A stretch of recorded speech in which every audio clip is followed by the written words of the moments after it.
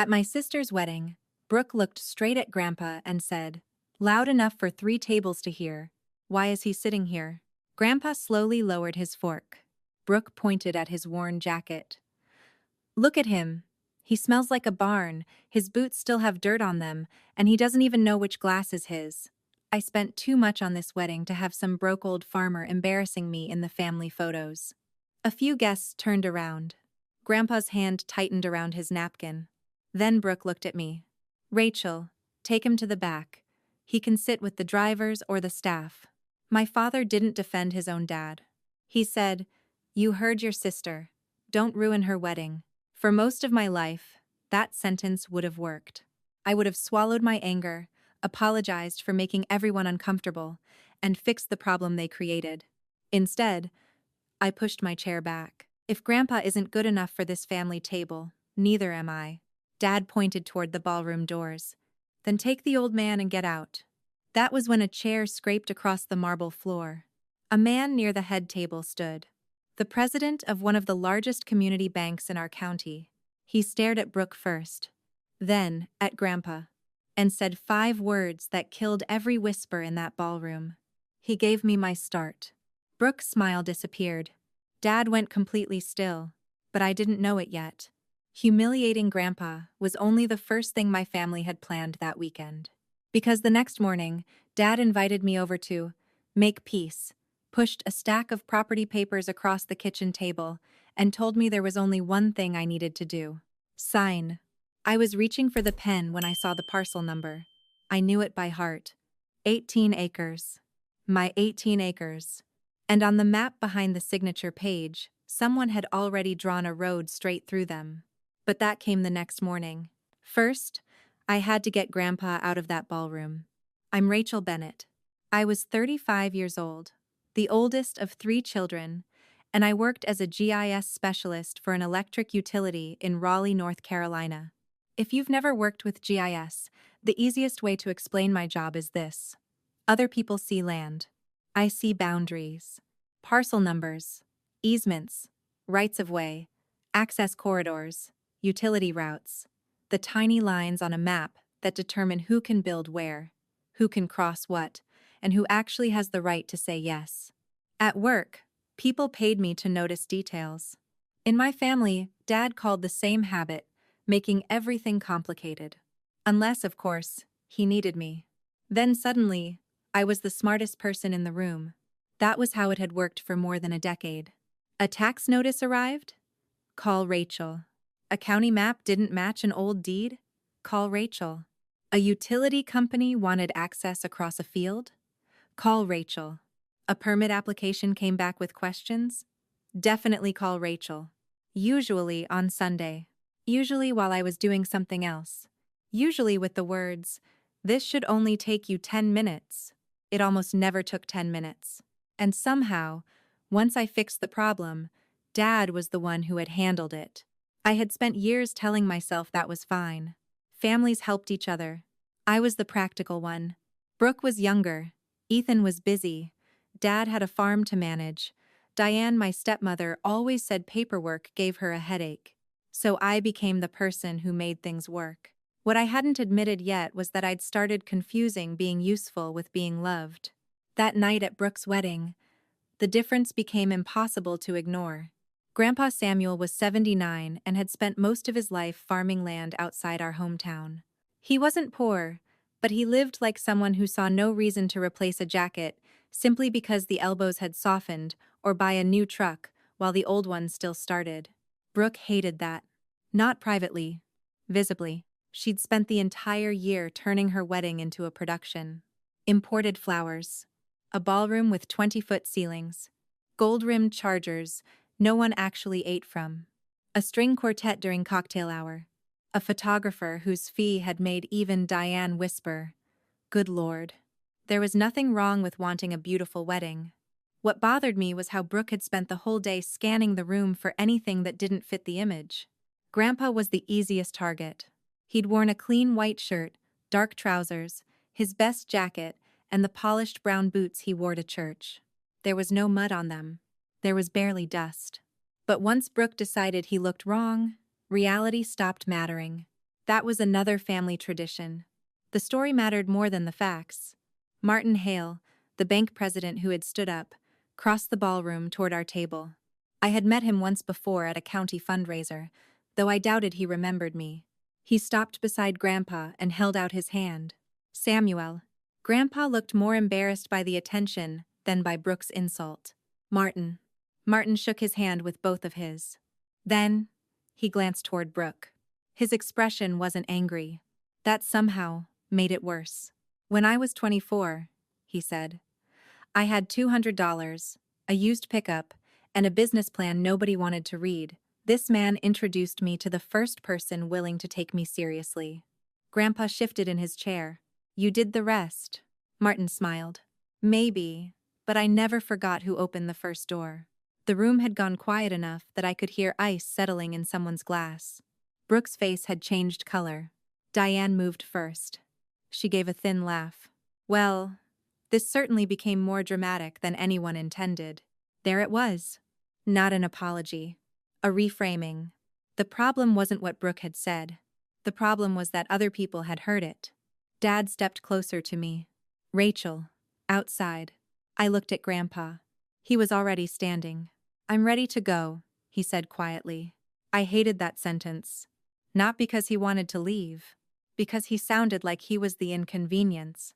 I grabbed my purse. Brooke stared at me as though I had personally sabotaged the cake. Are you seriously leaving? You told me to take him out. I told you to move him. To the staff table. Oh my God, Rachel. She threw both hands up. Do you have to repeat everything in the ugliest possible way? I looked at her. No, you already said it that way. Her mouth opened.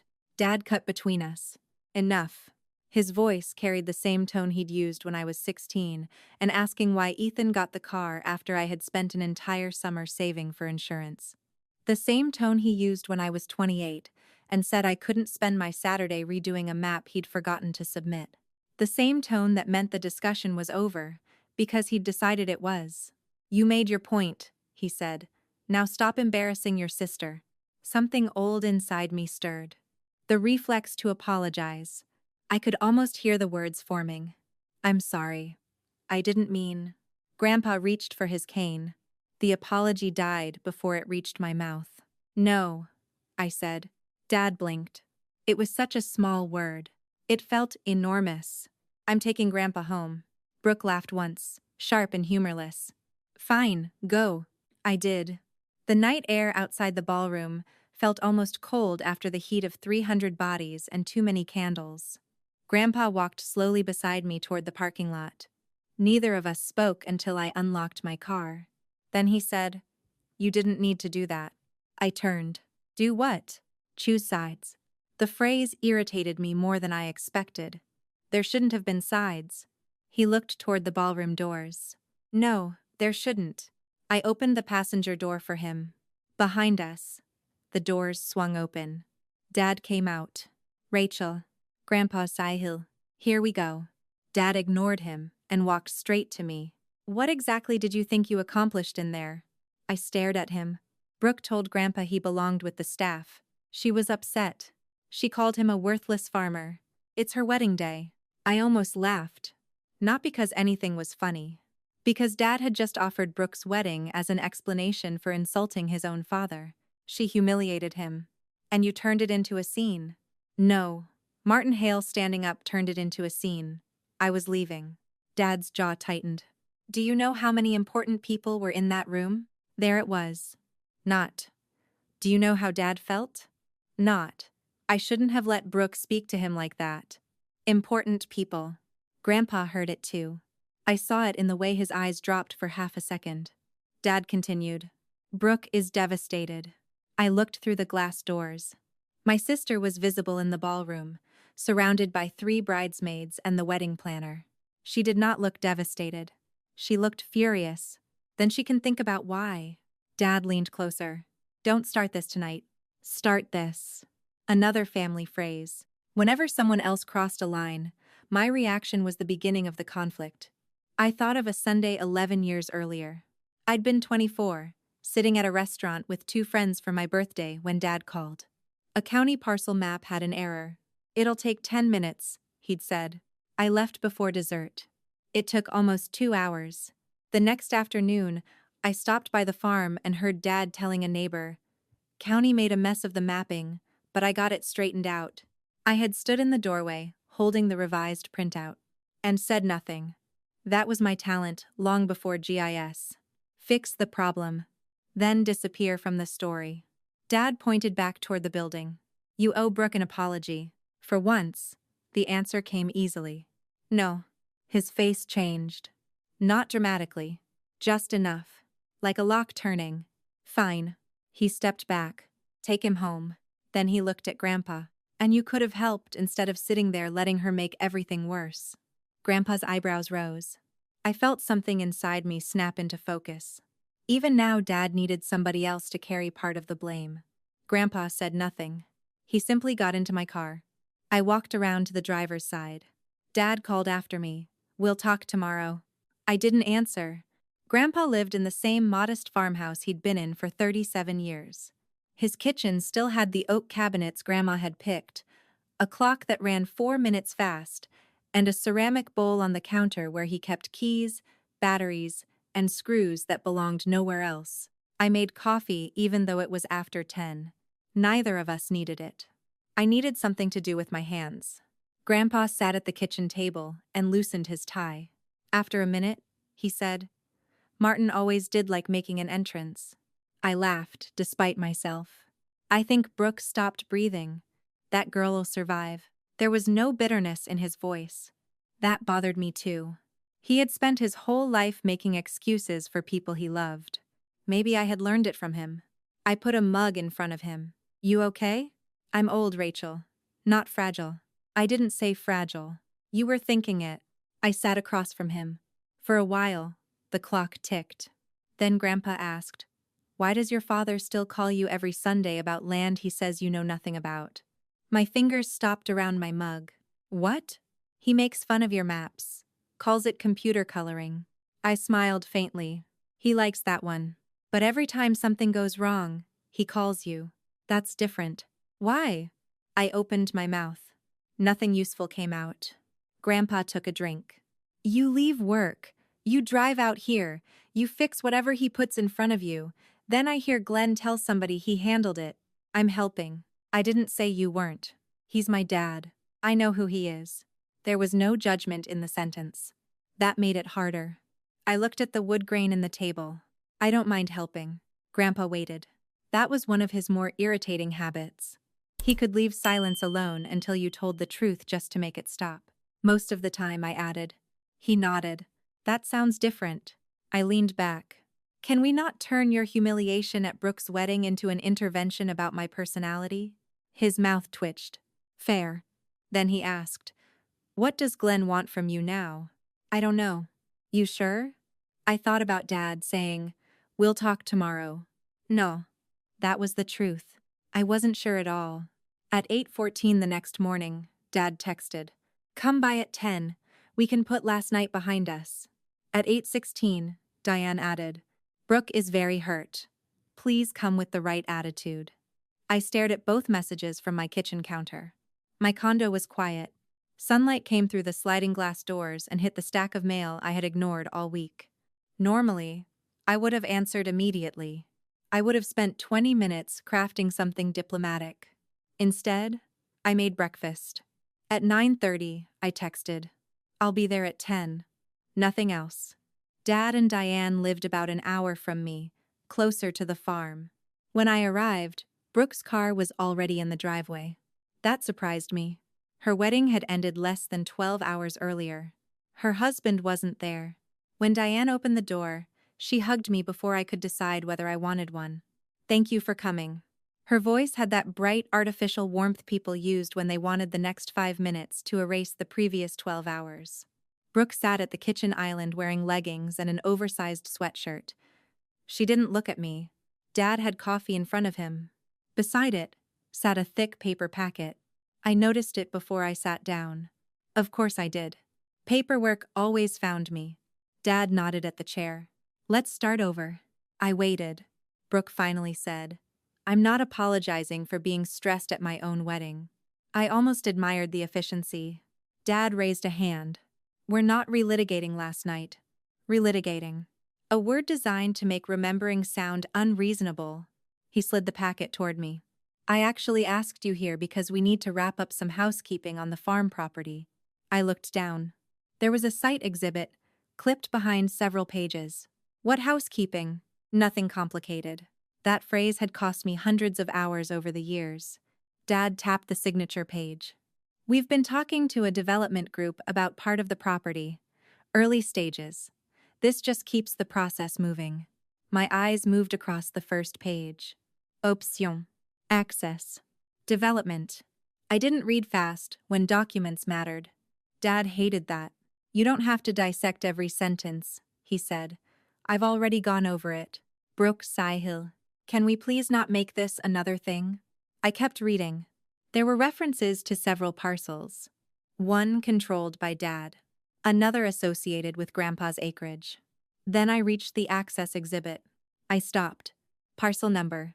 084173261. My stomach tightened.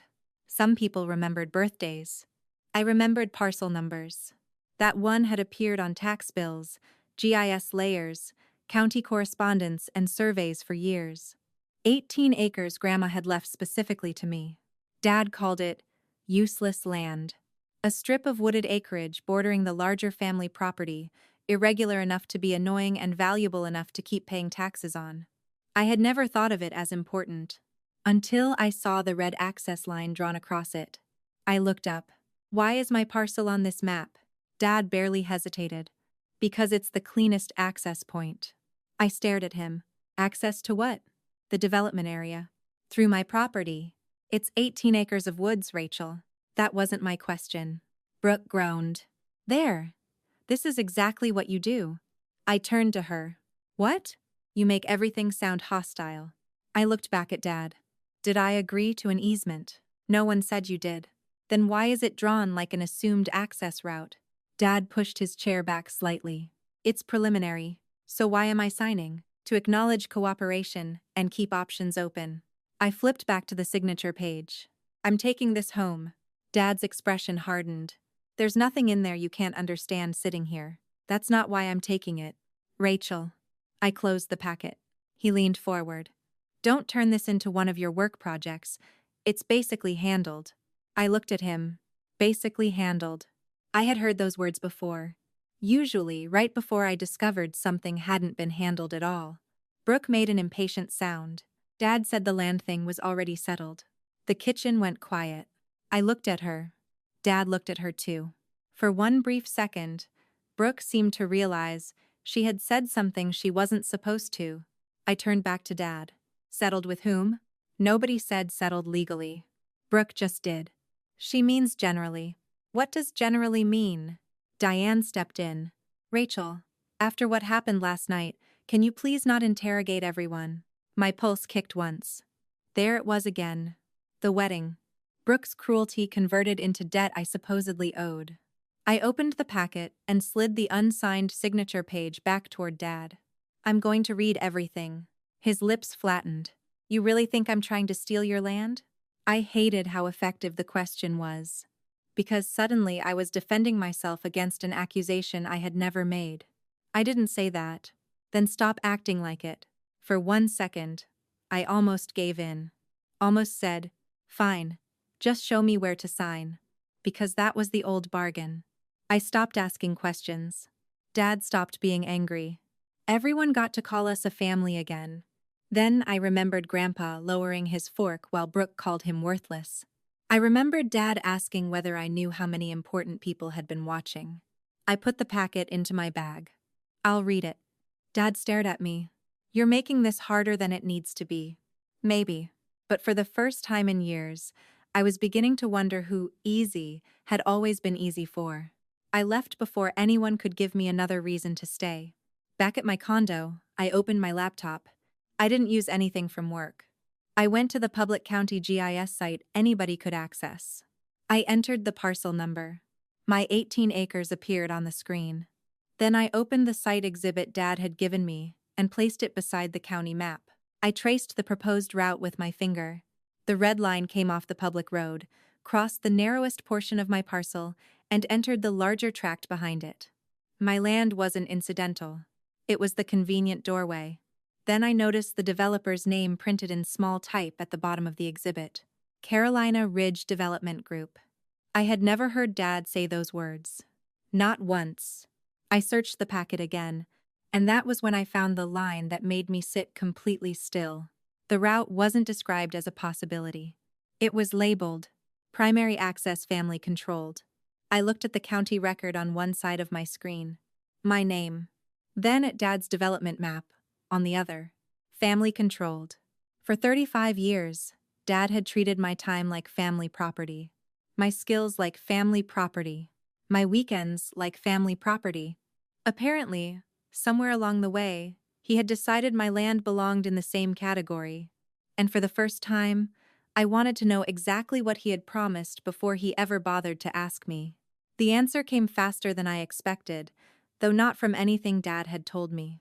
I spent the next hour reading the packet twice. Not skimming. Reading. At work, I had learned that the most dangerous line in any land document was often the one everyone called boilerplate. A thick black boundary on a map could look absolute until you checked the parcel beneath it. A phrase like proposed access could mean almost nothing. A phrase like primary access could mean someone had already built an entire plan around the assumption that the route would exist. Dad's packet used both kinds of language. The first pages were careful. Potential development. Preliminary design. Subject to approvals. No guarantee of closing. Then the exhibits became much less cautious. The red road across my acreage was labeled primary access. A turn lane was sketched at the county road. A utilities corridor ran beside it. Farther inside the larger tract, faint blocks marked proposed building areas. I kept going back to the phrase at the bottom, family controlled. It bothered me because it was technically wrong and emotionally familiar. The county record did not say Bennett family. It said Rachel Ann Bennett. I closed the packet and forced myself to stop before irritation started pretending to be analysis. That was something I was good at professionally and terrible at personally. At work, if a map contradicted a claim, I checked the record. At home, if Dad contradicted me, I usually checked myself. By Monday morning, I was sitting at my desk in Raleigh with 2 screens in front of me and a cup of coffee I had forgotten to drink. I did not open any utility database, internal mapping layer, or company record. The land dispute had nothing to do with my employer, and I intended to keep it that way. Instead, during my lunch break, I opened the same public county GIS site I had used at home. Parcel number, owner name, recorded acreage, road frontage. The facts did not change because I was sitting under fluorescent lights instead of at my kitchen counter. The 18 acres were mine. No recorded access agreement appeared across the tract. No new easement showed on the public property layer. The adjoining acreage farther west remained in Grandpa's name. Another larger parcel to the south was tied to an entity Dad managed. I leaned closer to the screen. That mattered. If an easement had already existed, I would have had a different problem. It didn't. They hadn't taken anything from me. They needed something from me. Consent. The distinction loosened something in my chest. Not because the situation was harmless. Because it was clear. Rachel? I turned. Maya Chen stood beside the partition holding a container of noodles and looking at the untouched sandwich near my keyboard.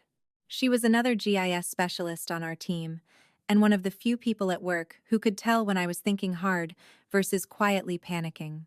"You know lunch isn't decorative, right?" she asked. "I'm aware.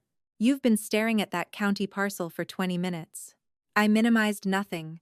There was nothing secret on the screen. Personal land issue. Maya glanced at me rather than the map. "Do you want another set of eyes?" The old version of me would have said yes immediately. Not because I needed them. Because when something involved Dad, I liked having someone else tell me I wasn't imagining the obvious.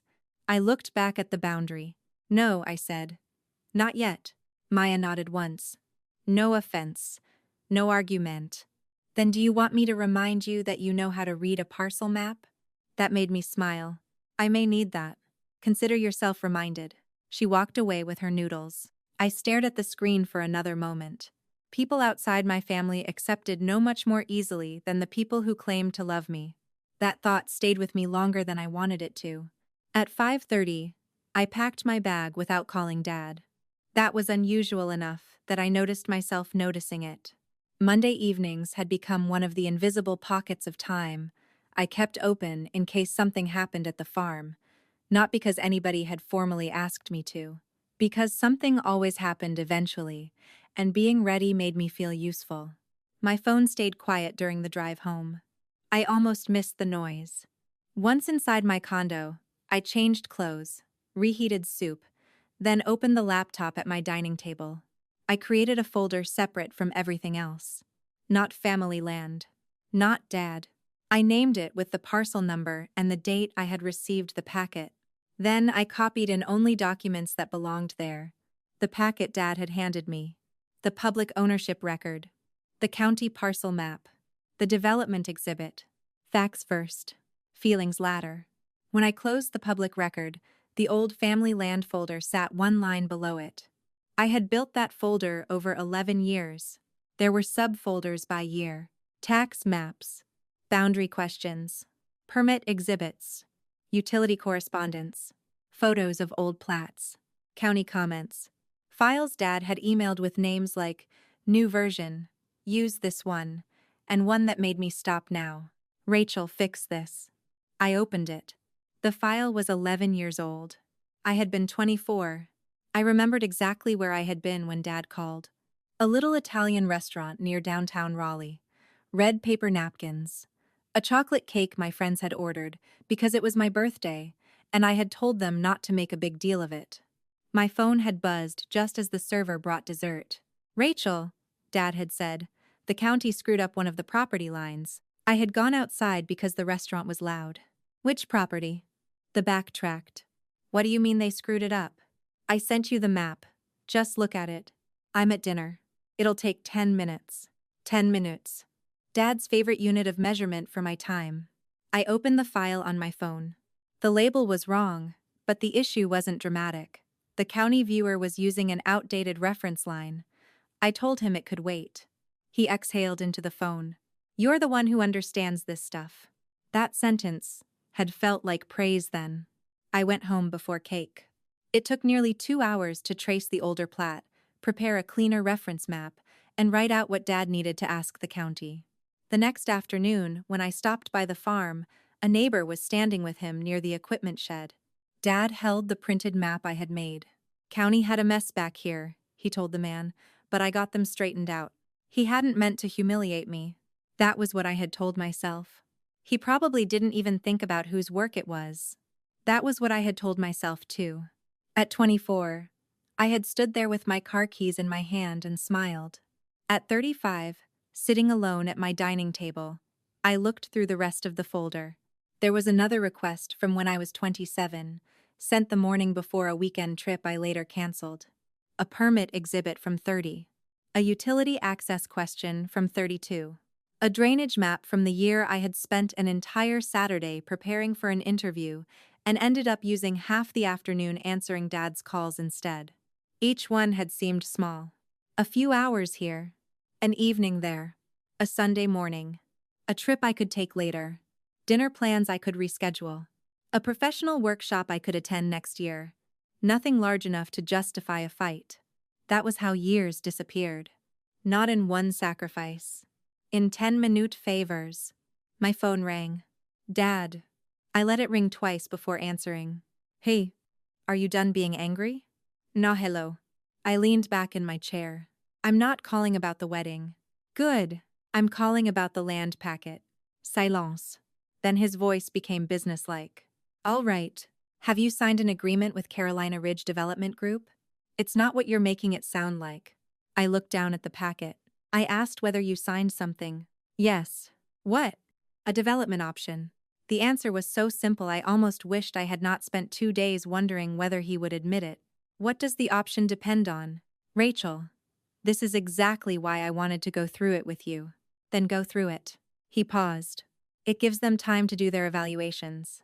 Nothing's being sold tomorrow. I know that. Then why are you acting like somebody forged your deed?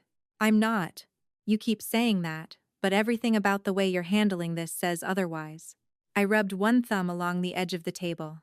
He was doing it again, moving the conversation away from what he had done and toward how I was reacting to it. What does the option require from the access side? Cooperation. From whom? The owners involved. Me. You're one of them. Grandpa too. Another pause. Yes. Did Grandpa agree? We've talked about the property for years. That wasn't my question. His breath came hard through the speaker.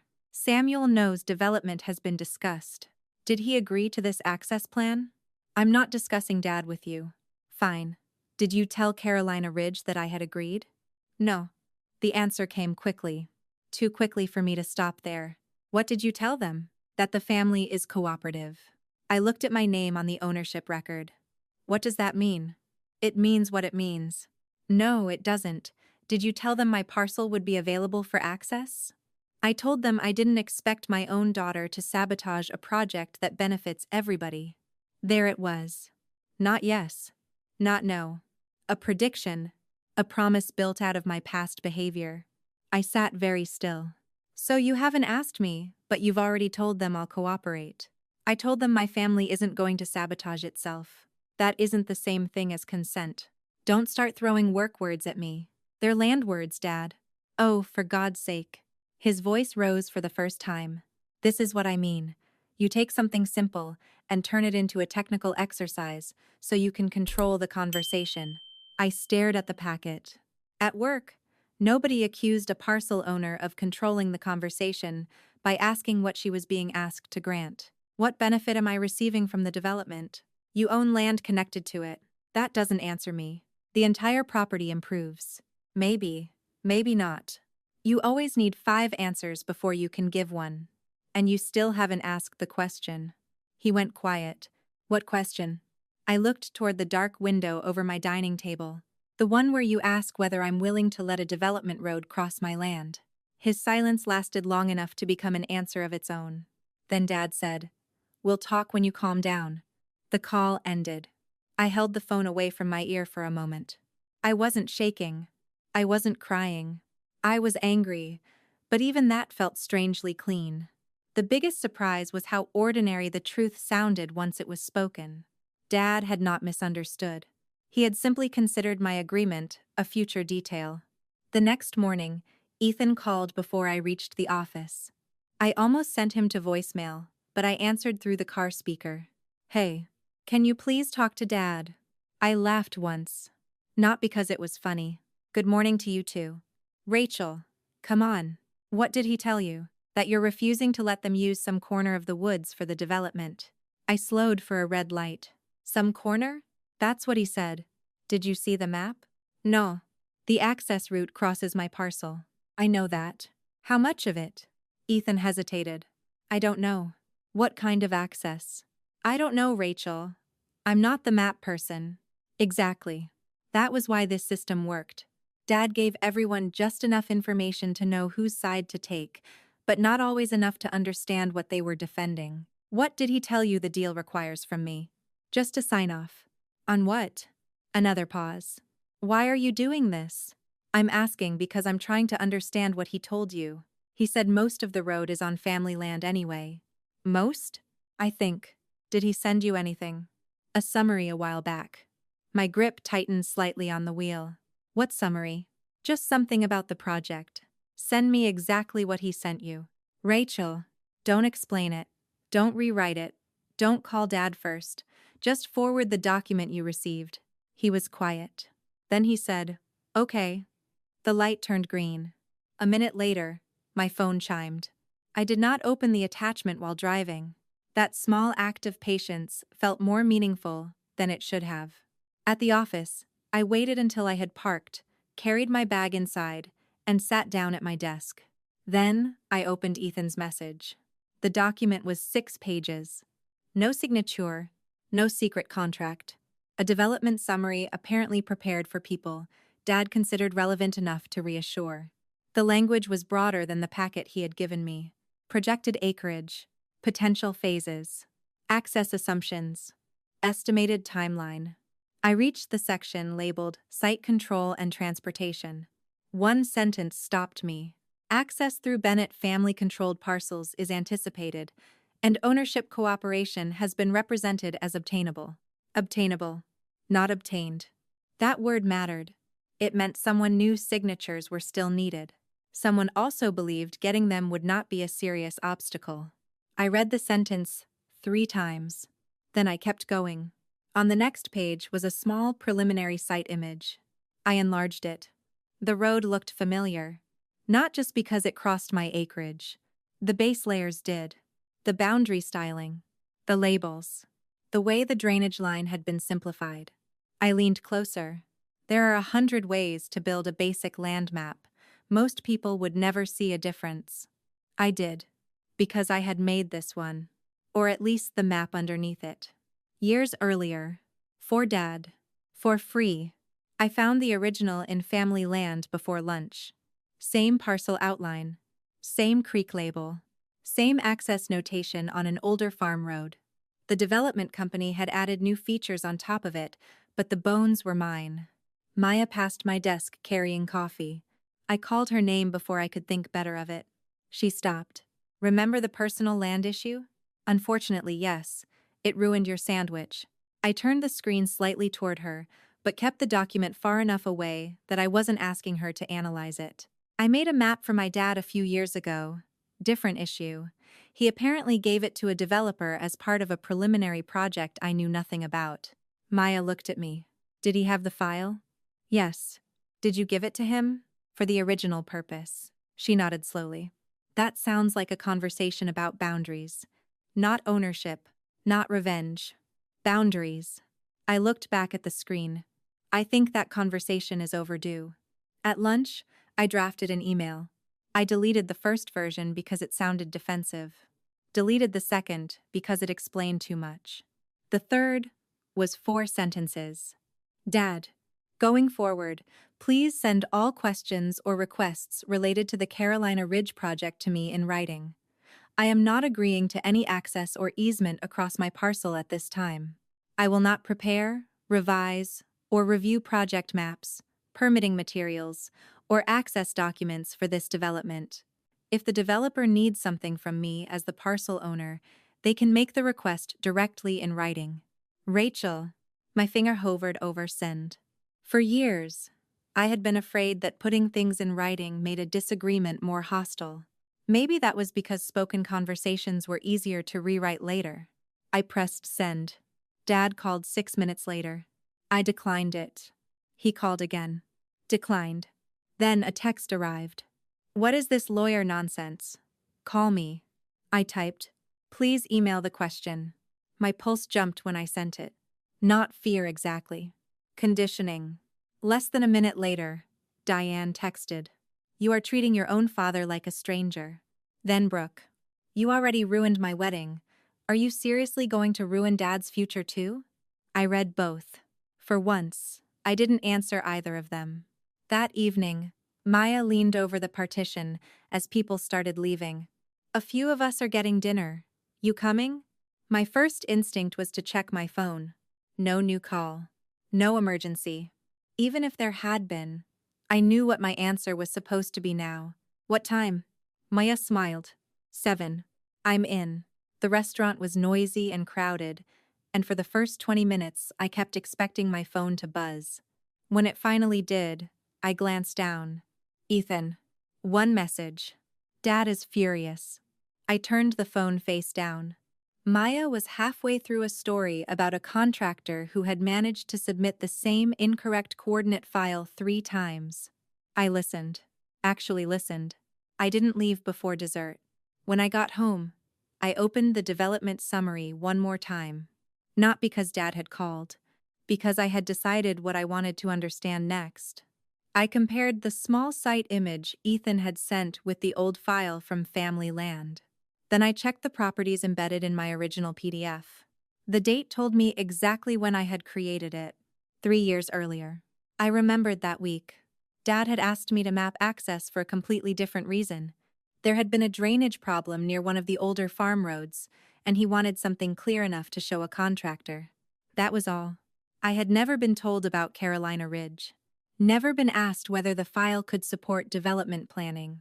Never been included in a conversation about turning that route into a primary access road. Yet, there it was. My old work underneath someone else's future. And for the first time, the question wasn't only what Dad planned to do with my 18 acres. It was how long he had been building plans with things he had already decided I would give him. For the next 2 nights, I did what I had always done when something refused to make sense. I built a timeline. The difference was that this time I wasn't building it for Dad. I opened a blank spreadsheet and made 5 columns. Date. Request. Who asked. What I produced? What happened afterward? The first row was easy. 3 years earlier, Dad had asked for a map showing an old farm road and the drainage line beside it. He said a contractor needed to understand where water was collecting after heavy rain. I found his original email. Rachel, can you clean this up so somebody can actually read it? Need it by tomorrow. No mention of development. No mention of a proposed road. No mention of Carolina Ridge. The file I sent back included parcel boundaries, the creek, the farm road, and the same simplified drainage line that now sat underneath a proposed access corridor in the development summary. I entered it into the spreadsheet. Then another. A boundary exhibit from 5 years earlier. A parcel reference sheet. A utility crossing map. An access sketch I had made because Dad said he was trying to explain something to a fencing contractor. By midnight, I had more than a dozen entries. Not all of them were connected to Carolina Ridge. Most probably weren't. That wasn't the point. The pattern was sitting in front of me anyway. Dad asked. I produced. He kept the files. Later, when another issue appeared, those files became part of the pile of resources he assumed he could reach into without asking me again. I rubbed my eyes and leaned back. For years, I had thought of those requests as separate favors. They weren't separate anymore. They were infrastructure. Not the kind I mapped at work. The kind a person built his life on when someone else kept providing the foundation for free. My phone lit up beside the laptop. A message from Brooke. Are you seriously documenting Dad now? I stared at the screen. There was no way she could see my spreadsheet. So, someone had told her I wanted things in writing. I typed, I'm reviewing documents that involve my property. 3 dots appeared immediately. Then disappeared. Then came back. Brooke replied, You've always been like this. You make a file out of everything. I almost answered. Instead, I looked at the spreadsheet. For once, she was right. I made files out of things. At work, that habit kept multi-million-dollar projects from being built on the wrong assumptions. At home, everyone treated it like a personality defect until they needed me to remember what nobody else had bothered to record. I put the phone face down and kept working. The old plat map turned up the next evening. It was in a paper tube at the back of my hall closet, behind an umbrella I hadn't used in 2 winters. I had almost forgotten I still had the original copy. The paper had softened along the folds. One corner was stained from the time rain came through the back window of my old car. Grandma had given it to me after the 18 acres were transferred into my name. At the time, I had been confused more than grateful. The parcel was narrow, partly wooded, and inconveniently shaped. It wasn't the heart of the farm. It didn't have a house on it. It didn't generate enough income for anybody to brag about. Dad called it that useless strip. Grandma never did. I could still see her sitting at Grandpa's kitchen table, wearing the faded green cardigan she kept by the back door. She tapped one finger against the plat. Your father understands what he wants, she had said. I laughed. That sounds like Dad. She didn't smile. You understand what everybody else wants. I remember shrugging. I guess that's not always a gift. At 26, I had taken that as one of Grandma's strange little warnings. Now, standing in my condo with the plat spread across the dining table, I remembered the next thing she had said. You ought to have one thing where the answer belongs to you. The memory landed differently now. Grandma hadn't predicted a developer. She hadn't secretly known some huge fortune sat under the trees. She had simply known her son. And she had known me. The old version of me had viewed ownership as another responsibility. Taxes to remember. Brush to manage. Questions to answer. A thing that might cause arguments later. For the first time, I looked at the parcel as something else. A decision nobody else could make for me. That realization had barely settled when Brooke asked to meet. Not by text. She called. Her voice sounded controlled in the way it usually did when she was trying not to yell. "I'm in Raleigh tomorrow," she said. "Can we talk like normal people?" What does normal mean? Not through email. I considered saying no. Then I thought about the sentence from her wedding morning. Dad said the land thing was already settled. "I can meet for coffee," I said. "An hour." Brooke exhaled. "Fine." We met at a cafe halfway between my office and her hotel. She arrived in sunglasses, even though we were indoors, and set her purse on the empty chair beside her like she didn't intend to stay long. I had already ordered tea. She didn't order anything. "You embarrassed me," she said. "No, hello." Apparently that ran in the family. "At your wedding?" "You know what I mean." "I know what happened. You made me look horrible." I watched her. "Brooke, you told Grandpa he should sit with the staff." Her mouth tightened. I was stressed. "You called him worthless." "I said something rude. I get that. Can we move on?" The words came so quickly, I almost missed what was underneath them. Not "I'm sorry." Not "I was wrong." Can we move on? Moving on, in our family, usually meant I resumed doing whatever had been expected before the conflict. "What do you want?" I asked. She pushed her sunglasses onto the top of her head. "I want you to stop blowing up the land deal." "I haven't blown up anything." "You won't sign." "I haven't agreed." "That's the same thing right now." "No, it isn't." Her shoulders lifted. "This is exactly why nobody can talk to you." I let the sentence sit between us. Brooke looked away first. "Dad has been working on this for months." "I know. It could be good for everybody." "How?" She hesitated. There it was. I leaned forward slightly. "What did he promise you?" Her face changed. "Not much. Just enough." "I don't know what you mean." "Yes, you do." She folded her arms. "He said if the development happens, there'll be money available." "For what?" "It's not your business." "Then you don't need my land." Brooke's eyes flashed. "For my company." I waited. She looked irritated that I made her finish the thought herself. "I want to open an event studio," she said. "Not just planning weddings out of my apartment. A real space. Showroom, consultations, storage, the whole thing." That was the first I had heard of it. Not because Brooke and I were strangers. Because she rarely told me about plans until they needed something practical. "How much is Dad putting in?" He didn't give me a number. "So there isn't money yet." He said there would be. "If the development closes." "Yes. And the development needs access." Her jaw tightened. "You already know that." "Did Dad tell you my land was part of the access?" "He said it was family property." I felt my fingers cool against the paper cup. "It isn't." "Rachel, come on." "No. That parcel is mine." "You got it from Grandma." "Yes." "You didn't buy it." That one surprised me. Not because I hadn't heard versions of it before. Because Brooke said it so naturally, as though inheritance erased ownership when the person who inherited something was me. I kept my voice level. "What difference does that make?" "It means you didn't earn it." "And Dad earned the land Grandpa owns?" "That's different." "How?" She rolled her eyes. "You know what I mean." I did. What belonged to men in our family was property. What belonged to me was negotiable.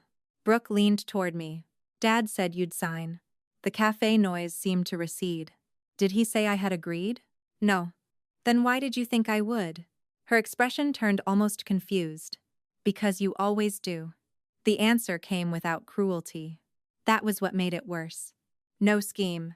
No secret meeting where Brooke decided to manipulate me. Just expectation. The same expectation Dad had. The same expectation Diane had. Rachel complains. Rachel asks too many questions. Rachel makes everybody uncomfortable. Then Rachel does it anyway. He sat back. Brooke mistook my silence for weakness. Her voice softened. "Look, I know the wedding got ugly. I know I shouldn't have said what I said about Grandpa. But are you really going to let that one moment affect everyone's future?" There was the bargain again. My pain was temporary. Their plans were real. My boundary was emotional. Their expectations were practical. This isn't about the wedding, I said. Then prove it. How? Sign. I looked at her for a long moment. No. Brooke blinked. What? I said no. You haven't even heard what the deal could be worth. That's not the question. Then what is? Whether I consent. Her face went hard. You love making people beg. I stood. No, you're just not used to asking. I carried my tea with me when I left. My hands shook once I reached the sidewalk. Not enough to stop me. Enough to remind me that saying no was still new. Grandpa was easier to talk to. Maybe because he didn't try to decide what my answer should be.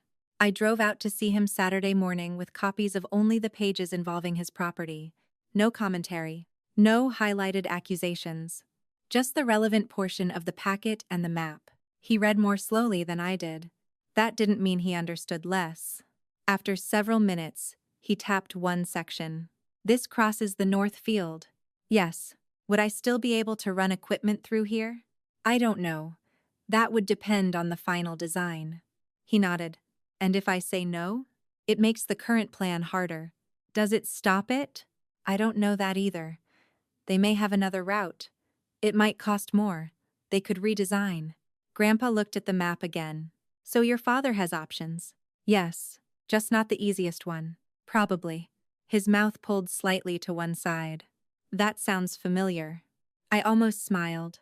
Then his expression became serious. What do you want me to do? Nothing for me. He looked up. I mean it. I'm not asking you to refuse, because I'm refusing. Good. I just wanted you to see what involves your land. He studied the page again. A minute later, he said, I don't want to sign this. I nodded. You should tell Dad yourself. I intend to. That mattered to me. Grandpa wasn't ammunition. His refusal belonged to him.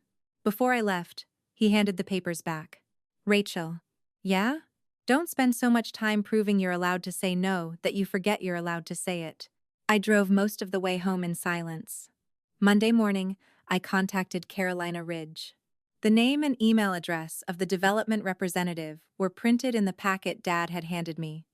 I didn't accuse anyone of anything. I wrote as the owner of the 18-acre parcel. My message was simple. I had received materials showing my property as a proposed primary access route. I had not granted an easement or agreed to provide access. Any future request concerning my parcel needed to be sent directly to me in writing. Their response came the next afternoon. Professional. Brief. Thank you for clarifying. They confirmed that no easement from me was currently in place. Then came a sentence that made me read more carefully. Their team, the representative wrote, had understood that Glenn had coordinated preliminary mapping with the relevant family owners and that cooperation regarding access was expected to be obtainable. Expected. Again. I replied with one question. Could they provide the current preliminary base map being used for the access concept so I could understand what touched my parcel? They could. The PDF arrived before the end of the day. I opened it at home. The first layer looked exactly like the small image Ethan had sent. The second page showed more detail. The third made my stomach drop. Not because there was some secret signature. There wasn't. Because I recognized my own work everywhere. A simplified drainage line I had drawn. A labeling convention I used. The old farm road alignment. A parcel edge I had manually cleaned because the public viewer displayed it poorly at that scale. These weren't generic similarities anymore. The project team had clearly received files derived from maps I had prepared for Dad over the years. I went back through old emails. 3 years ago, 5 years ago, 7 years ago. Different favors. Different excuses. Different Sundays. One resource library. Mine. Or at least built by me. Dad had taken the work I supplied because I thought helping made me part of something and turned it into evidence that he could coordinate land he did not fully control. That night, I added another column to my spreadsheet. Ladder use. For some rows, I typed unknown. For others, I entered the development proposal. The sheet was no longer about catching Dad in a lie. It was about showing myself the shape of a system I had spent years pretending was a collection of accidents. The next evening, an email appeared in my work inbox from my supervisor, Laura. Not about the farm. About me. She asked whether I still had interest in joining a leadership assignment, supporting a grid modernization mapping initiative. I had been asked once before. The year prior, I had turned it down. At the time, I said I had too many personal commitments. What I meant was Dad had been dealing with a property access dispute and kept calling me 3 nights a week. Laura's message sat open on my screen. My first thought was practical. The assignment would mean longer days sometimes. More responsibility. A presentation component I would normally avoid. My second thought arrived automatically. What if Dad needs... I stopped myself. Maya was standing at the printer 10 feet away. I looked at her. She glanced over. What? Nothing. That was definitely a something face. I turned back to the email. It's a leadership assignment. And? I said no last time. Do you want it? The question was almost irritating in its simplicity. Not can you fit it around everyone else. Not will your father manage without you. Do you want it? Yes, I said. Maya smiled. Then there's your answer. I typed my response before I could invent another obligation. I'd be interested. Please include me. Then I sent it. The strange thing was that nothing terrible happened. The farm did not collapse because I committed to something at work. Nobody appeared at my desk, demanding a sacrifice. For the rest of the afternoon, I was simply Rachel Bennett, GIS specialist, being considered for more responsibility because I was good at my job. It felt unfamiliar enough to make me emotional. Not sad. Almost embarrassed by how much I wanted that normalcy. Dad called Sunday at 7:12. The exact time I used to expect him. I was reading through materials Laura had sent for the new assignment. The screen lit up with his name. I stared at it through 3 rings. Then answered. Hello. His voice was controlled. I hired somebody. For what? The development work. Since you've decided you can't help your own family. I let that pass. Okay. He sounded surprised. Okay? Yes. That's all you have to say? What would you like me to say? I want you to understand that this has consequences. I do. The consultant needs the original access layer cleaned up. I looked at the leadership materials on my laptop. There's the problem, Dad continued. You built the old file in a way that makes sense to you, but now somebody else has to untangle it. I almost admired the maneuver. My work was apparently valuable enough to build on, but defective enough that I was responsible for helping the next person understand it. What are you asking me to do? Fix 1 layer? No. Silence.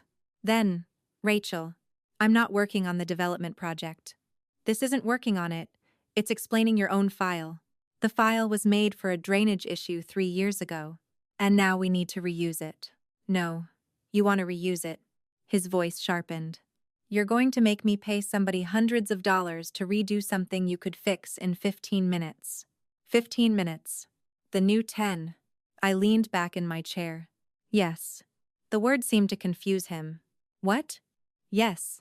If the project needs professional work, hire a professional. You are a professional. At my job. You're unbelievable. Maybe. But my hands were steady. Dad lowered his voice. You know what this sounds like? No. Punishment. I looked down at the materials Laura had sent. This is a boundary. Oh, spare me. I'm not revising the map. You're willing to let this whole deal suffer because you're mad about a wedding. No. Then what is this? The answer had taken me years to find, and less than a second to say. I'm done being the free technical department for every decision you make without me. He inhaled sharply. This family has done plenty for you. I'm sure we can discuss that another time. You think that job of yours makes you better than us? No. You think because Grandma handed you 18 acres you get to hold everyone hostage? No. Then fix the map. No. The silence stretched. When Dad spoke again, his voice was almost flat. You're making a mistake. Maybe. You'll regret turning this into a war. I'm not at war with you. Could have fooled me. He hung up. I stayed where I was. The old Sunday version of me would have called back. I knew exactly how the sequence used to go. He hung up. I waited 10 minutes. Guilt built. I sent an apology. Then I fixed the thing. Peace returned. Nothing changed. The phone remained in my hand. 10 minutes passed. Then 15. I set it on the table and reopened my leadership materials. Monday morning brought the first wave of extended family messages. An aunt asked why I was threatening Grandpa's farm. A cousin wrote that Dad was under enough pressure without me making property personal. Someone else told me not to let jealousy over Brooke's wedding destroy relationships I could never replace. For a moment, the volume worked. My chest tightened. The old need to explain every detail rose so fast I opened a blank message. Then I stopped. Dad had always benefited when I used 500 words to defend myself against a 5-word accusation. I deleted the draft. To the aunt who had asked a genuine question, I wrote, "No one is taking my land, and I'm not taking anyone else's. I'm simply not granting access across property I own when I never agreed to grant it. Nothing more." She replied with a thumbs up 20 minutes later. That almost made me laugh. The sky did not split open because I refused to write an essay. Ethan called that afternoon. "Dad says Grandpa refused too." "He did. You talked him into it?" "No. Rachel." I showed him the pages involving his property.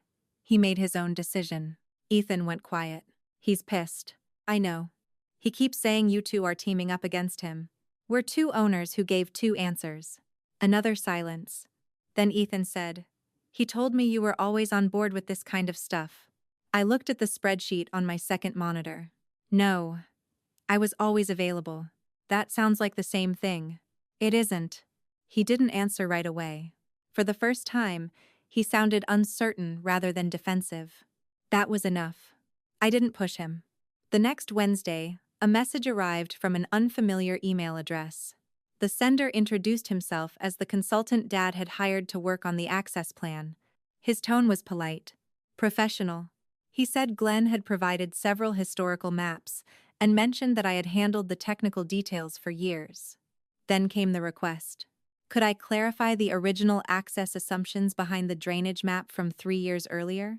I read the sentence twice, then a third time. Dad had told me he hired someone else. What he had actually done was hire someone else and promise them access to me. Even after my email, even after the phone call, even after I had said no more times in 1 week than I had in the previous 10 years. I looked at the consultant's message. Then at Dad's last text. "Fine. I've hired someone else." For the first time, I understood the real problem. Dad did not think my refusal was a decision. He thought it was a delay. Dad did not think my refusal was a decision. He thought it was a delay. That became clear the moment I reread the consultant's email. The message itself was perfectly professional. The man introduced himself as Daniel Price and explained that Glenn Bennett had provided historical mapping related to the property. He had a few questions about the drainage map I had prepared several years earlier and wanted to confirm the assumptions behind the old access line. Nothing about his wording was inappropriate. The problem was what Dad had apparently told him. I had already said I would not revise, review, or explain project materials for the development. Dad had simply sent the work around me. Then, when someone needed clarification, he pointed them back toward me. I opened a new email. "Danielle, the map you received was prepared several years ago for a drainage issue involving an existing farm road. It was not created for development planning, access design, or an easement evaluation. I am not serving as a consultant on the Carolina Ridge project and cannot provide technical review or revisions for it. Any current access analysis should be completed independently by the professionals retained for the project. For matters involving the parcel I own, please send any request for access or documentation directly to me in writing. Rachel Bennett." I read it twice. The old reflex told me I sounded cold. I changed nothing. Then I sent it. Daniel replied before the end of the afternoon. "Understood. Thank you for clarifying." That was all. No accusation. No lecture about loyalty. No suggestion that I had ruined anyone's future. A professional asked a question. I answered it. He accepted the answer. I sat there staring at those 4 words longer than I should have. Thank you for clarifying. Apparently, outside my family, saying what I was and was not responsible for did not automatically cause a crisis. Dad called that evening. I let it go to voicemail. The message was 30 seconds long. Rachel, I heard what you sent Daniel. You didn't need to make it sound like I misrepresented anything. Call me. I did not call. The next message came from Diane. Your father is under enormous pressure. This is not the time to make him look incompetent in front of people he hired. I read that one twice too. I had not called Dad incompetent. I had said what the map had been made for. That distinction mattered. Or at least it mattered to me now. For years, I had spent so much energy making sure no one felt criticized that facts became negotiable if they made someone uncomfortable. I was getting tired of negotiating with facts. 2 days later, Ethan asked if we could meet for lunch. He chose a diner near my office. When I arrived, he was already in a booth turning a paper napkin into smaller and smaller squares. You look terrible, I said. Thanks. You're welcome. He gave me a tired smile. For a few minutes, we talked about nothing important. Traffic. Work. The fact that Grandpa had apparently decided his old tractor needed one more repair instead of replacement. Then Ethan slid his phone across the table. I think you need to see this. An email was open. Dad had sent it to Daniel and copied Ethan because Ethan had been helping coordinate a few property appointments. I read the first paragraph. Then, the second. The sentence that mattered was near the bottom. Rachel has always handled the technical details for the family and can fill in anything missing from the historical mapping. My jaw tightened. The date was after the email in which I had told Dad I would not be working on the project. I looked up. Why were you copied? Dad wanted me to help schedule the surveyor. That's it? That's it. I handed the phone back. Ethan watched me.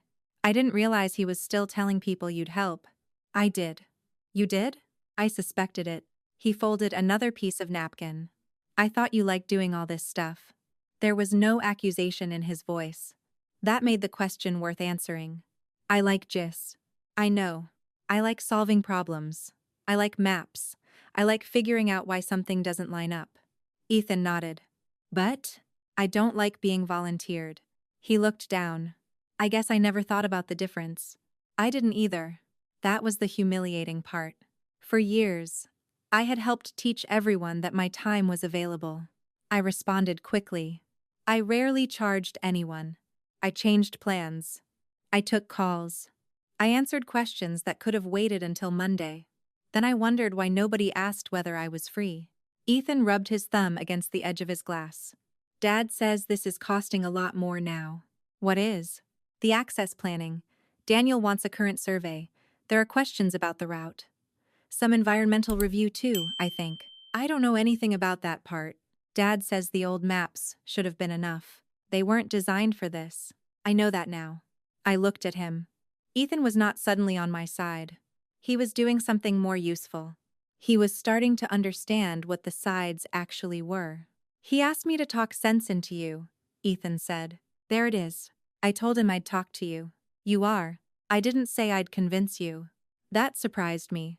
I gave him a small nod. Thank you. He leaned back. This whole thing is weird. No. It's actually becoming very simple. How? I own my parcel.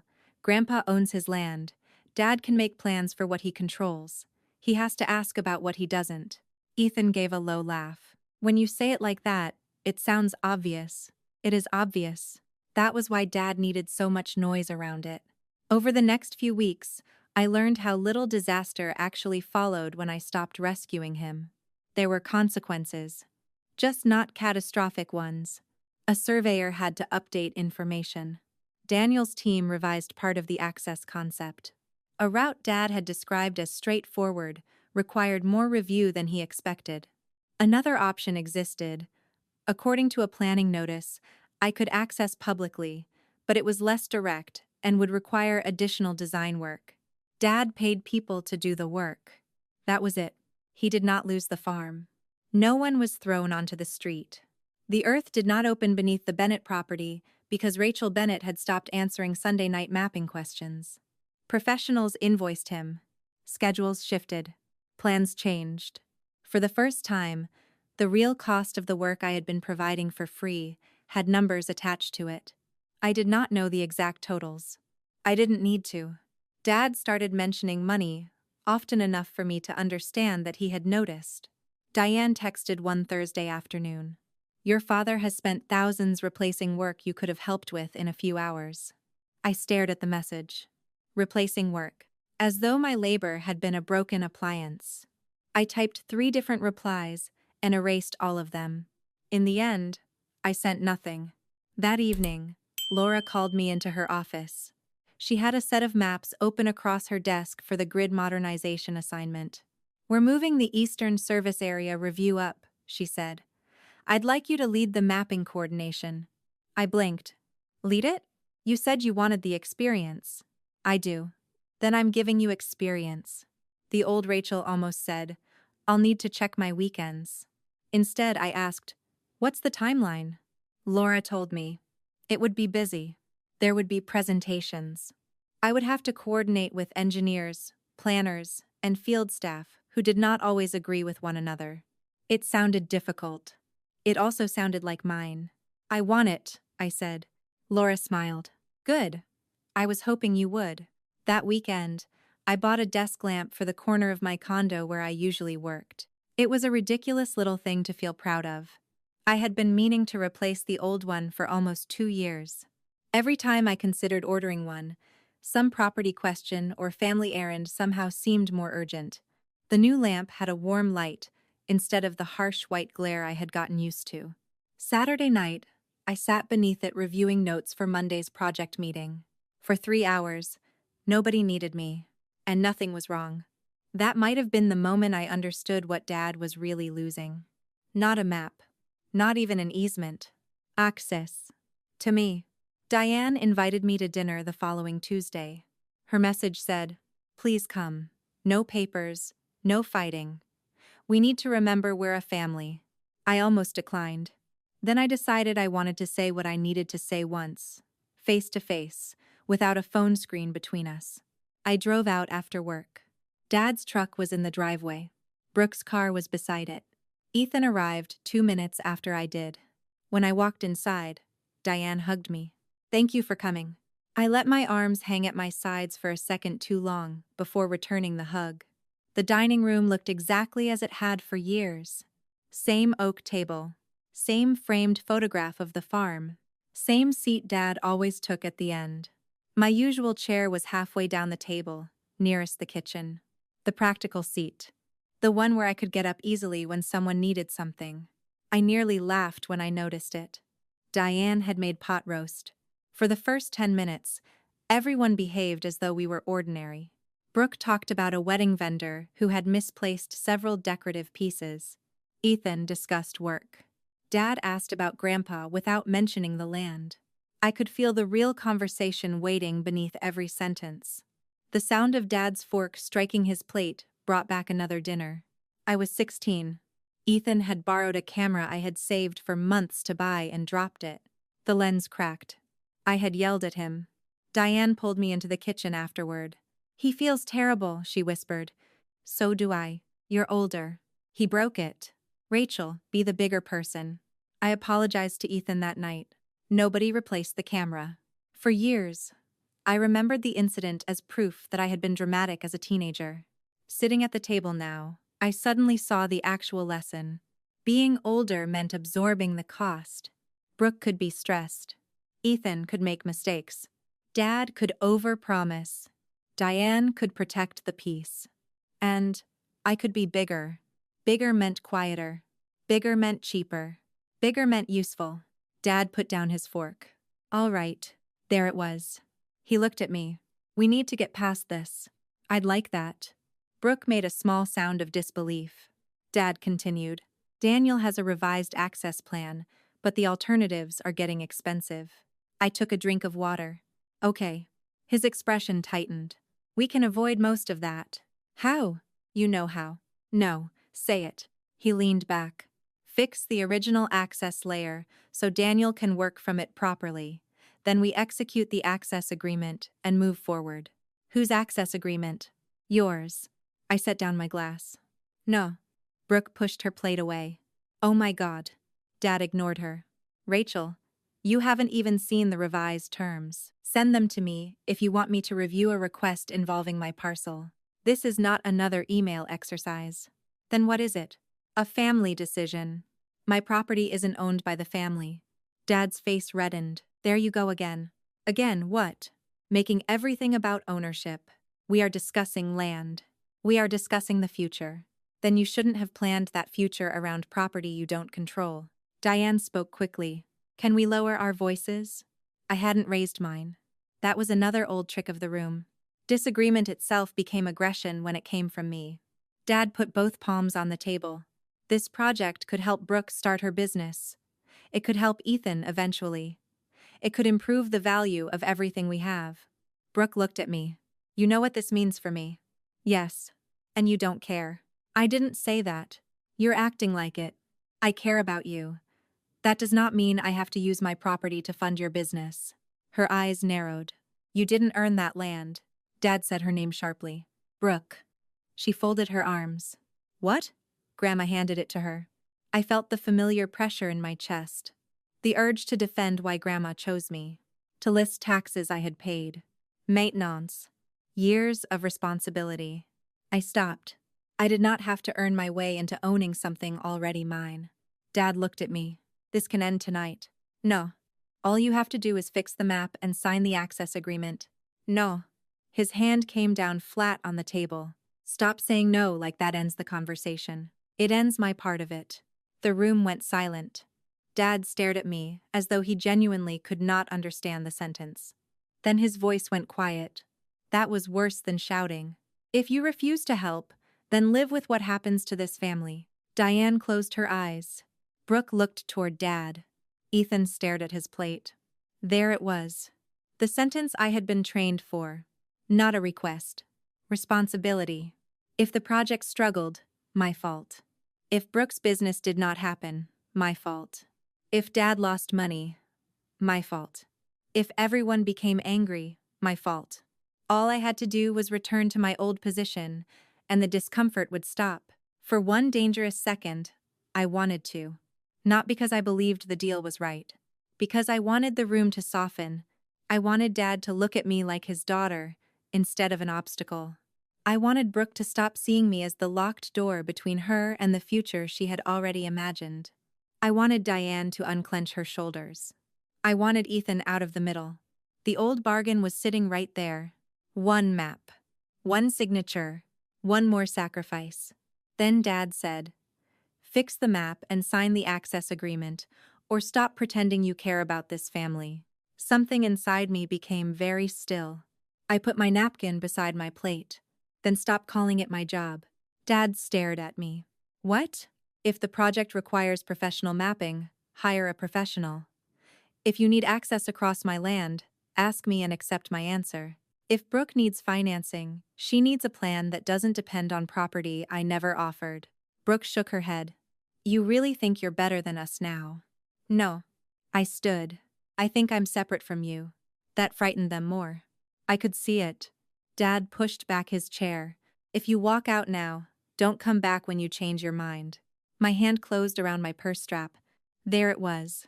The punishment beneath every argument we had ever had. Belonging. Obedience in exchange for a chair at the table. At 16, I would have apologized. At 25, I would have cried in the car and returned with a solution. At 35, my knees still felt weak. But I walked to the door. Nobody followed me. The drive home was awful. Not triumphant. Not freeing. Awful. Every mile gave my brain another chance to accuse me. You could have stayed. You could have explained better. You could have offered a compromise. You could have fixed the map without signing. You could have been the bigger person. By the time I reached my condo, my shoulders ached from holding myself rigid. I put my purse on the floor. The new desk lamp glowed in the corner. My leadership notes were spread exactly where I had left them. For a few seconds, the sight made me angry. How could something as ordinary as a work project exist while I might have just lost my father? Then I understood that was precisely the point. My life had not stopped at Dad's dining room door. Sunday morning, I woke at 7 without an alarm. Dad usually called sometime between 7 and 8 when he had a property problem. I made coffee. 7:15. Nothing. 7:30. Nothing. By 8, I had checked my phone 6 times. The silence was almost worse than an argument. I opened Family Land. Rows of file names filled the screen. Years of fixes. Sunday mornings. Canceled dinners. One more quick question. I hovered over the drainage folder. Then closed it. My leadership assignment was waiting. I opened that instead. Around 10, Maya texted. Coffee? I looked at the phone. My first instinct was to say maybe later, just in case Dad called. The thought irritated me. I replied, yes. We met at a place near my condo. Maya talked about work, a terrible movie she had watched, and whether she should repaint her kitchen.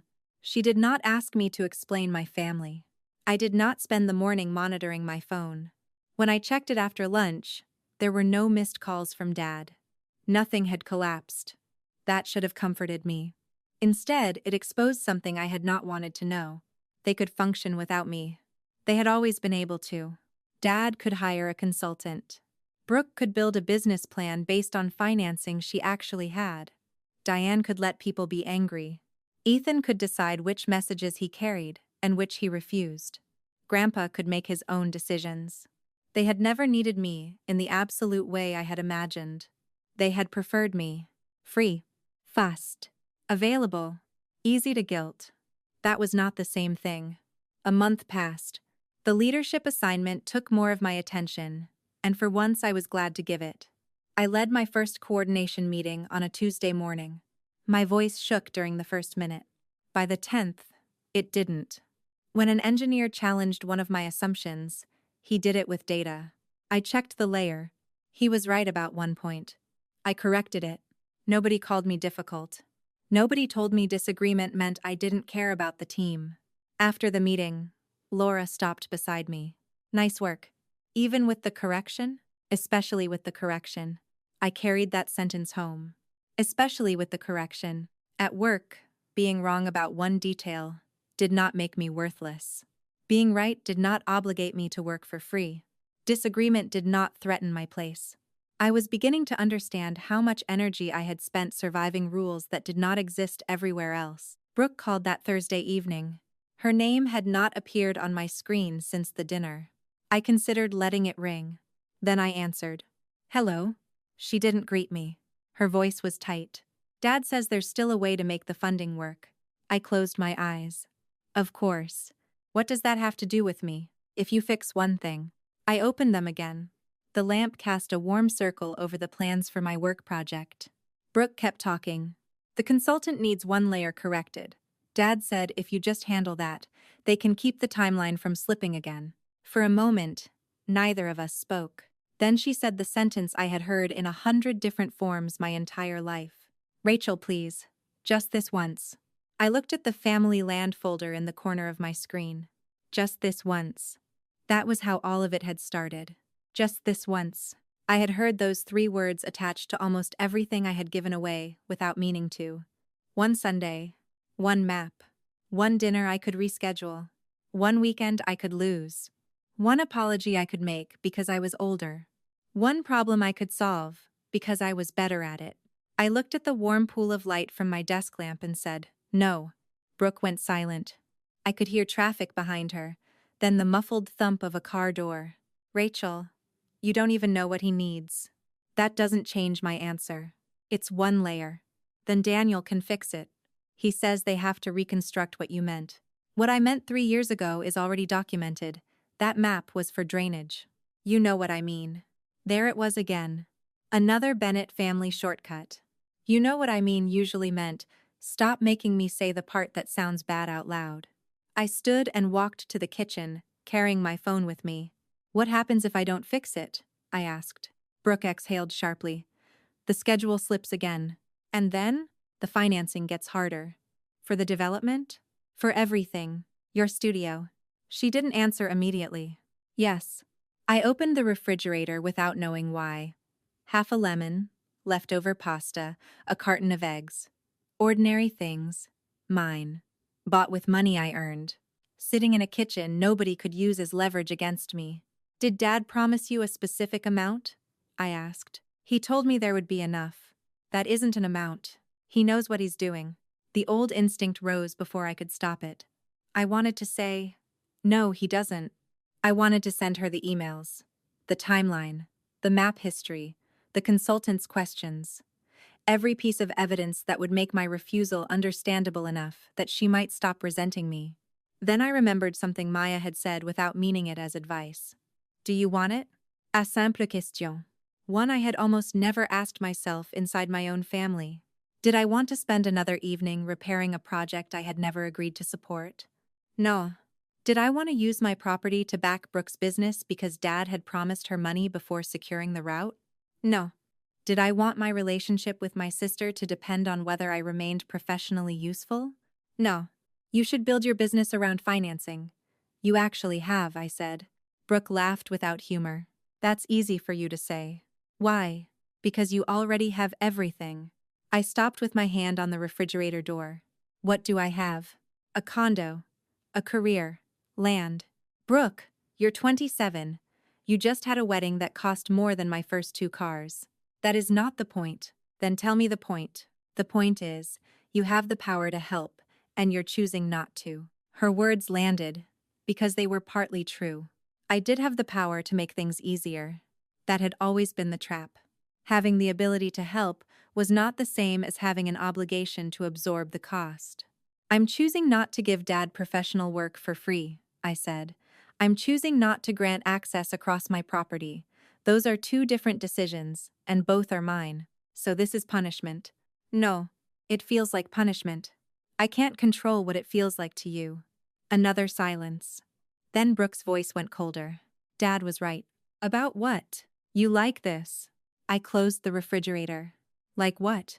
Having everybody need you. That one made me pause. Because a year earlier, maybe even 6 months earlier, there had been truth in it. I had liked being needed. I had built part of my identity around it. Need was measurable. Need called. Need thanked me sometimes. Need kept me inside the circle. But there was a difference between admitting that and letting Brooke weaponize it. I used to, I said. She went quiet. I sat down at the counter. I think I liked knowing nobody could completely dismiss me if they still needed something from me. Brooke said nothing. The confession made my throat tighten, but it also felt strangely clean. I don't want that anymore, I continued. So what? You don't want us? That isn't what I said. It's what you're doing. No. I want relationships that still exist when I say no. Her breathing changed. For half a second, I thought she might actually hear me. Then she said, if the funding falls apart, don't pretend you didn't cause it. The call ended. I lowered the phone. A month earlier, that sentence would have kept me awake until dawn. That night, I slept badly. But I slept. The next morning, Dad called while I was getting ready for work. I watched his name fill the screen. Brooke had called him. Of course she had. I answered. Morning. I'm giving you one last chance to fix what you started. His voice was calm enough to tell me he had rehearsed the sentence. I buttoned the cuff of my blouse. I didn't start the development deal. You know what I mean. I looked at myself in the bathroom mirror. Yes, I said. I do now. He was quiet. I continued before I could retreat. You mean I stopped solving the parts you didn't have authority to promise? That is not what happened. You told people I would cooperate before you asked me. I told them I knew my own daughter. You knew the version of me who always came back and fixed things. I know you now too. No, you know what I'm refusing. His tone sharpened. Daniel says the original mapping is costing them time. Then Daniel should rebuild what he needs for the current purpose. That's a waste of money. It's the cost of professional work. You could solve it in an hour. Maybe. So do it. No. There was a long pause. Dad breathed through his nose the way he did when he was trying not to raise his voice. You're willing to watch your sister lose her business over this. Brooke doesn't have a business yet. She has a plan. So did you. His silence told me I had hit something. I hadn't planned the sentence. I almost apologized for it. Almost. Dad said. You think this is some kind of moral victory? No. Then what do you want? The question startled me. Not because it was difficult, because Dad almost never asked it. I stepped away from the mirror. I want you to stop committing my time before asking me. That's it? I want you to stop describing my consent as something you can obtain whenever you decide you need it. You're making me sound like some kind of criminal. I didn't say that. You're implying it. No, I'm saying exactly what I mean. I picked up my work bag. And I want you to stop telling Brooke that her future depends on me cleaning up your deal. Dad gave a short laugh. Your deal, my deal, her deal. Listen to yourself. Everything has to be separated now. Yes. The answer came so quickly that he stopped. Yes, I repeated. Some things should be separate. That's not how a family works. Maybe not yours. The word yours hurt on the way out. Eldest. Dad lowered his voice again. If you keep going like this, you're going to wake up one day and realize nobody is calling. For years, that would have been the threat that ended me. Nobody is calling. Nobody needs you. Nobody is saving you a chair. I shifted my bag onto my shoulder. I'll live with that if I have to. He hung up. I stood in my kitchen listening to the refrigerator hum. Then I left for work.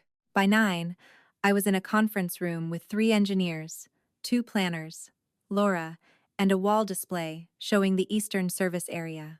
Nobody cared that Dad was furious with me. Nobody knew Brooke thought I had destroyed her future. A design question had come up around a proposed utility route, and Laura looked at me. Rachel, walk us through what you're seeing. So I did. Not as somebody's difficult daughter.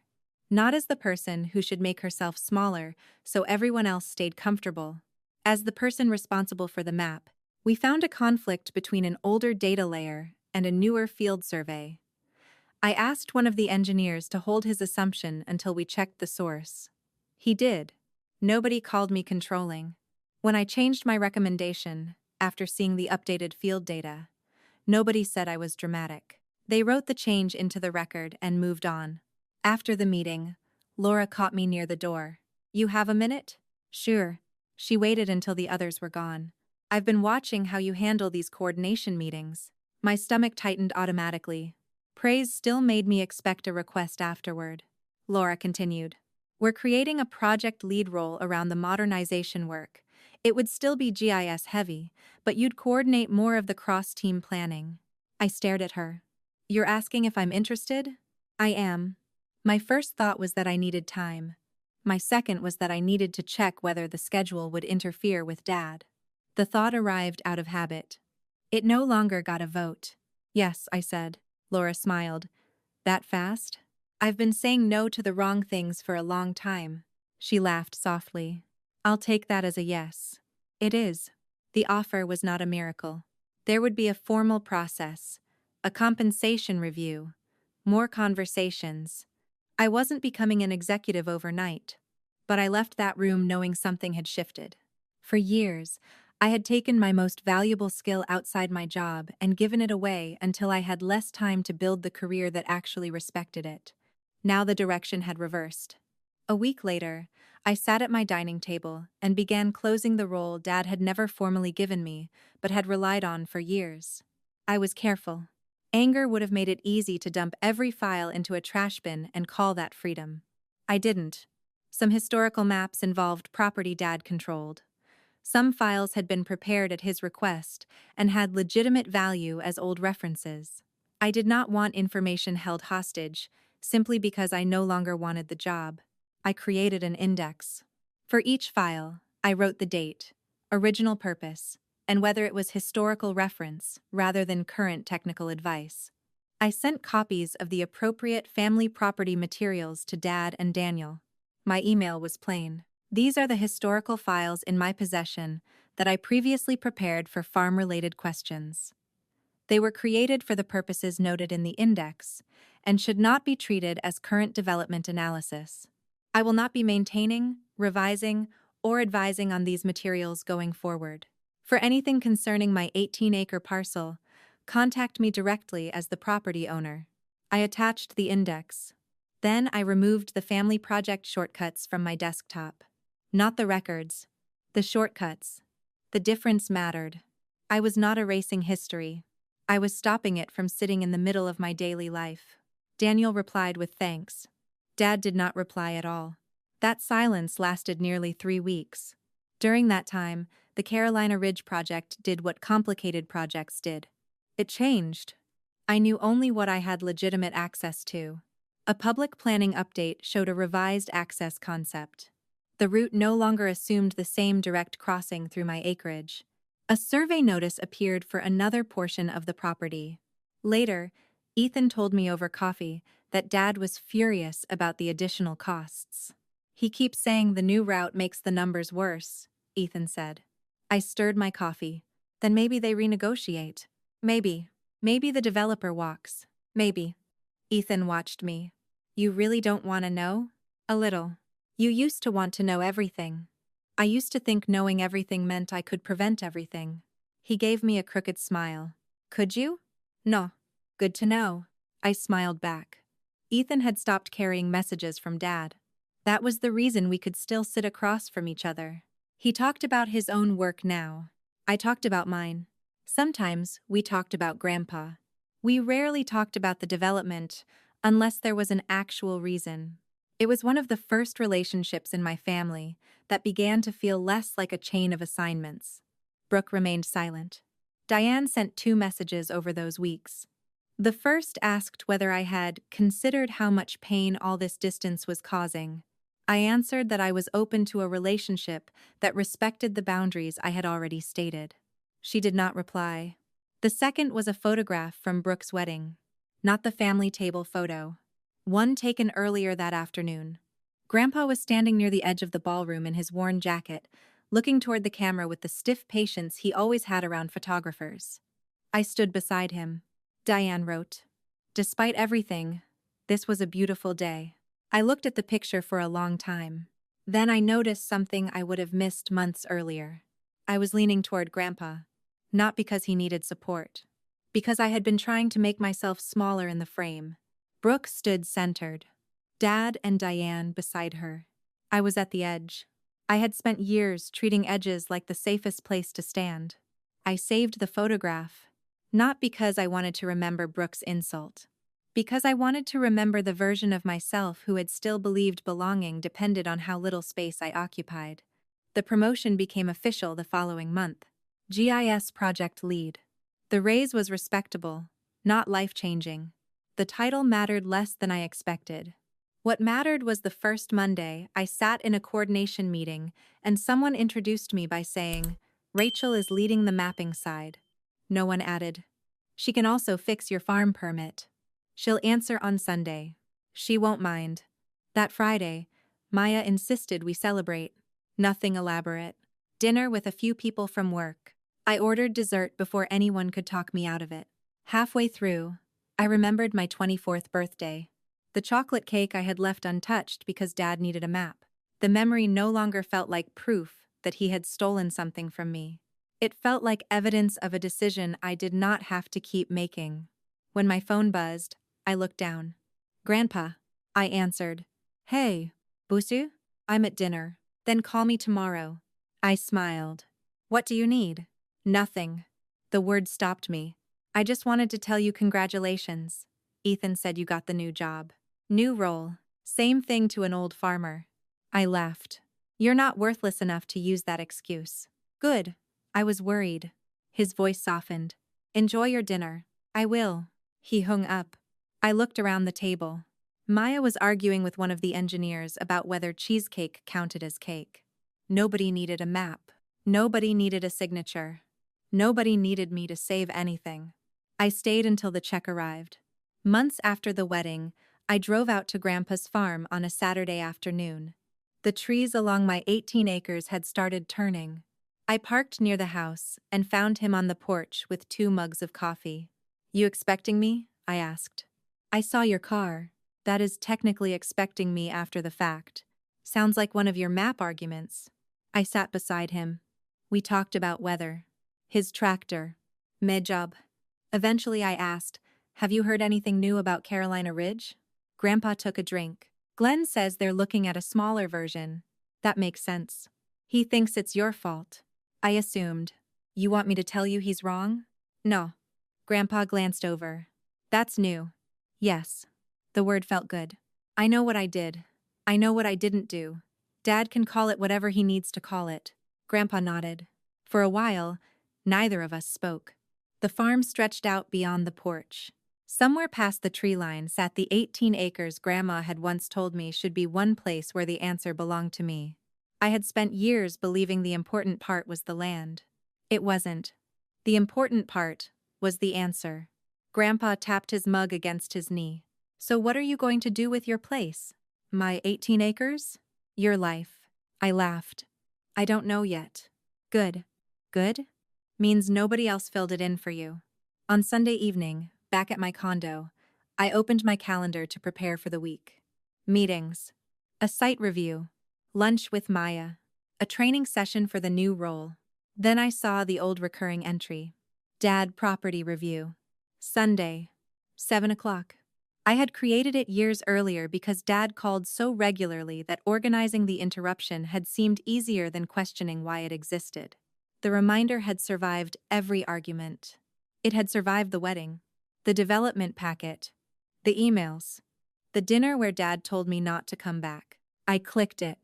Delete recurring event? For a second, my finger stayed over the mouse. Deleting the reminder should not have felt like anything. It was a line on a calendar, but behind it were hundreds of Sundays. The girl leaving birthday cake untouched. The woman canceling plans because a permit could not possibly wait until Monday. The daughter who thought usefulness was rent she paid for belonging. I clicked delete. The box disappeared. The space on Sunday evening became blank. I opened the folder marked Family Land next. I had already sent the records that needed to go where they belonged. What remained was history and material connected to my own property. I created a new folder. My property. The name looked almost embarrassingly simple. Inside it, I placed the plat Grandma had given me, the county record, the tax files, and every document involving decisions that were actually mine. Then I archived Family Land. Not deleted. Archived. Past tense. The next morning, there was an email from Dad. For a moment, my stomach reacted before my mind did. I opened it. 3 sentences. The developer was continuing discussions around a reduced project footprint. He wanted me to know that the changes had cost this family a great deal. Then, I hope someday you understand what you chose. I read it once. Then again. Months earlier, I would have written paragraphs. I would have explained that he had signed the option, that he had represented cooperation as obtainable, that he had built preliminary planning on old work without asking me, that Brooks expected funding had never been guaranteed, that I had not prevented him from developing what he controlled, that my land was not a betrayal. Every point would have been true. None of them would have created the sentence I had wanted from him my entire life. You were right to have a choice. So I didn't argue. I wrote, I do understand what I chose. Rachel. Then I closed the email. Maybe Dad would change one day. If he ever wanted more than distance between us, apology would not be enough. If apology meant, I'm sorry you got upset, he would have to name what he had done. He would have to stop volunteering my time. Stop presenting my consent as inevitable. Stop using Brooke, Ethan, Diane, or anybody else to drag me back when I said no. Then he would have to live that way long enough for the words to mean something. I no longer needed to decide whether that day would come. That was his work. Mine was waiting elsewhere. At 9, I walked into a project meeting carrying a tablet instead of a folder from the farm. Laura had already put the service area map on the screen. Morning, she said. Ready? I looked at the lines crossing the display. Route. Boundaries. Choices. For years, people had joked that I saw lines everywhere. They were right. What changed was that I no longer believed every line existed to divide people. Some lines protected things: property, time, work, dignity. The right to be generous without being owned by generosity. The right to love someone without handing them the steering wheel to your life. I set my tablet on the table. Ready. For the first time, I wasn't waiting for anyone in my family to tell me where I belonged. I already had somewhere to be.